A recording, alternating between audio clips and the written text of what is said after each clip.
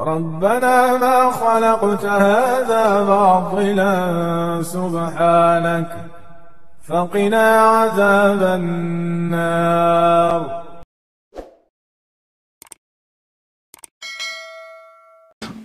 Jadi kata kunci dasarnya apa? Kalau kita kembali kepada pemahaman yang sudah Nabi sampaikan tadi, maka iman adalah imunnya kita adalah iman, gitu loh. Iman adalah imunnya kita adalah iman. Itu konsep dasarnya. Ya. Jadi kalau itu sudah kita pahami, saya sering sampaikan bahwa ya sebutlah mungkin wal ya'udzubillah katakanlah kita berdoa semoga Allah sudahi wabah ini, tapi kalaupun terus wabah kayak gimana pun kayak sekarang tadi saya dengar ada misalkan Covid ini katakanlah mungkin bisa jadi dia akan beradaptasi dengan manusia sekarang, sehingga nanti kalau sekarang Bapak Ibu sekarang Anda saya gitu kan mungkin dicek tipes gitu kan, dicek tipes, dicek virus, katakanlah kita dibawa ke lab, dicek apa markernya apalah seperti itu tuh, mungkin positif semua gitu loh. Kan gitu. Nah, mungkin virus ini juga akan seperti itu karena mereka sudah beradaptasi dengan manusia. Tinggal saya katakan sekali lagi, ya apa jadi masalah? Apa yang membuat lemahnya iman kita itu?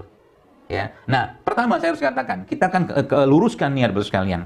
Abu Ubaidah Al-Jarrah radhiyallahu anhu, ya salah satu sahabat Nabi ya yang juga dijamin masuk surga, itu matinya kan waktu wabah. Bapak sekalian. Dan dia memang bukan minta mati, tapi ya Allah kalau memang ajalku ya sudah sampai, izinkan aku mati di saat seperti ini. Dan mati di saat wabah seperti itu syahid Bapak sekalian. Itu maksud Allah kan? Mati di saat wabah itu syahid. Ya, tapi lagi saya katakan luruskan niat ya. Ya Allah, kuatkan badanku. Misalnya Anda datang ke rumah sakit, dalam hati saja niatkan untuk nolong orang, bantu orang, dan kuatkan diri Anda dengan iman, ya. Kuatkan diri Anda dengan iman. Artinya apa? Zikirnya dikencengin. Udah tahu lagi ujian, udah tahu lagi bencana, zikirnya kurang, ya. Sholatnya katakanlah sering sering lewat waktunya, udah kebablasan, ngajinya juga kurang, sedekahnya kurang, udah tahu lagi ujian, harusnya lagi ujian lebih berbanyak itu semua. Kenapa? Karena kunci dalam Islam terus sekalian, ya.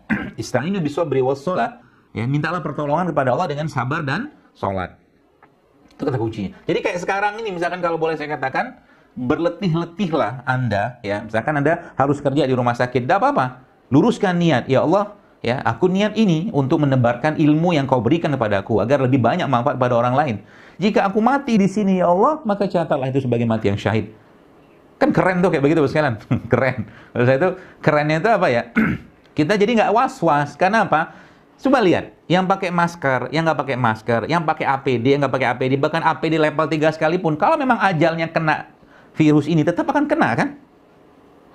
Itu takdirnya kayak begitu, ya. Bukan kita mengesampingkan ikhtiar atau tawakal, bukan. Tapi tetap ada ikhtiarnya kita, Bapak sekalian. Tapi subhanallah, Bapak sekalian, kalau sudah memahami itu, ya kita akan paham. Kalau memang ajalnya, mau kata pakai ini kek, pakai itu kek, minum ini kek, minum itu kek, tetap akan kena. Itu bagian dari keimanan. Ya.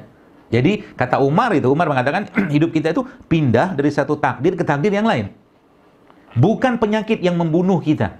Bukan penyakit atau yang menghabisi kita. Tapi memang ajalnya sudah sampai. Itu aja konsepnya. Jadi tenang hidup. Jadi kayak sekarang teman-teman bekerja, semoga Allah lindungi ya. Dan jaga kesehatan semua ya. Saya boleh saya katakan ya. Bukan virus ini yang membunuh kita. Memang udah ajal. Kalau memang ajal. Kalau nggak ajal, insya Allah aman-aman saja. Dengan kita tetap berikhtiar ya. Pakai APD, pakai apa seperti itu. Ya, itu konsep dasarnya. Baik. Bapak sekalian, dan kita lihat ya, kalau saya kembalikan kepada konsep-konsep yang ada dan kalau kita lihat data-datanya, yang saya baca gitu kan dari obrolan di teman-teman grup sekolah saya dulu juga itu ya COVID ini ya banyak mengenai orang-orang yang memang secara latar belakang punya komorbid. Ya, komorbid kan faktor penyulitnya ya, seperti obesitas. Nah, jadi yang kemudian merokok. Jadi paru-parunya perokok itu ya tempat yang sangat disukai oleh virus ini. Seperti itu.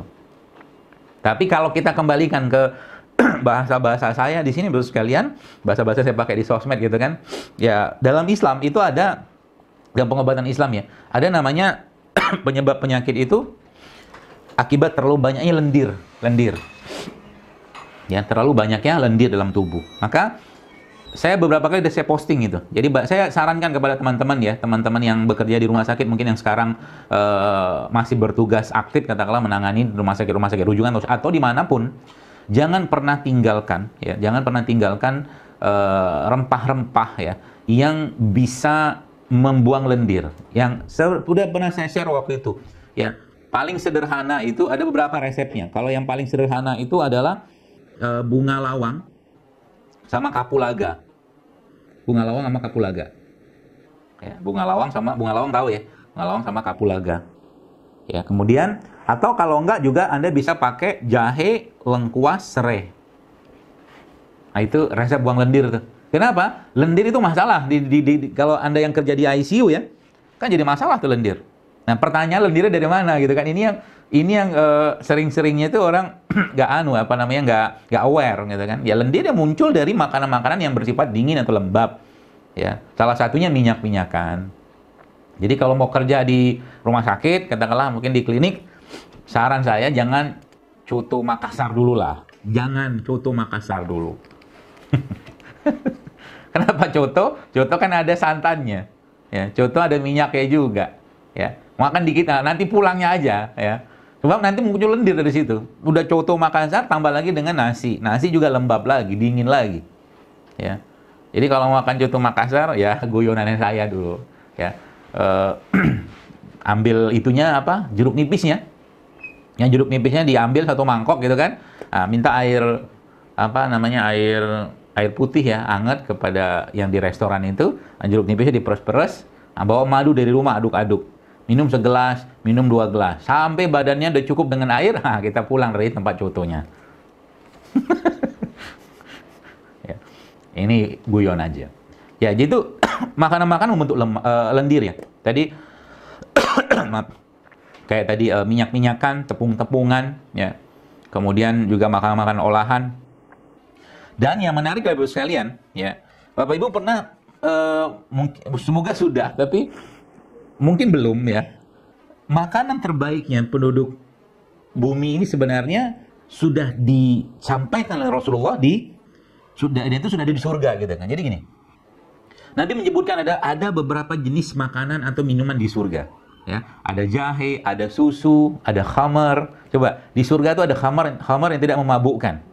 Ya, khamar itu kan makanan atau minuman fermentasi. Ya, khamar itu kan dibuat kalau zaman dulu orang buatnya pakai batang kurma dibelah, kemudian masukin air, kemudian dimasukin kurma di situ, dipendam sekian lama, dia jadi fermentasi. Nah, saya sempat baca kemarin di salah satu forwardan dari teman-teman itu Korea itu salah satunya keberhasilan mereka ya. Saya dapat data dan perbandingan itu juga karena masyarakat Korea itu kan tidak pernah lepas dari makan satu makanan mereka yang namanya kimchi. Kimchi itu kan makanan fermentasi. Ya, kimchi itu makanan fermentasi. Dan sebenarnya kita punya makanan fermentasi di Indonesia. Namanya apa? Tempe. Tempe itu kan fermentasi. Tapi sayangnya bakterinya menderita. Kenapa menderita? Karena digoreng tempenya. Tempenya digoreng, dikasih minyak. Makan pakai coto, ya udah lendir semua jadinya.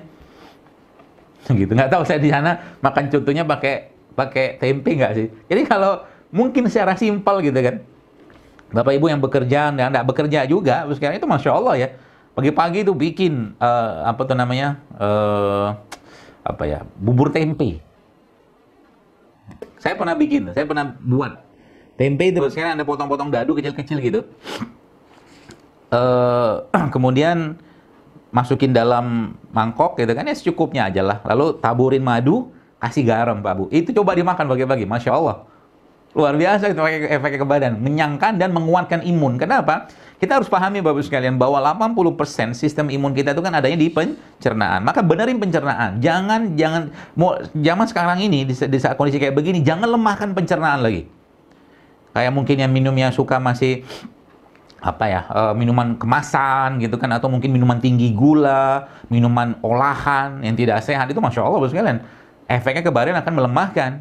Minum itu tuh, apa tuh namanya, yang jahenya Makassar tuh, sareba, apa ya minuman? Saraba. Minum saraba, makannya pisang rebus, jangan pakai pisang goreng.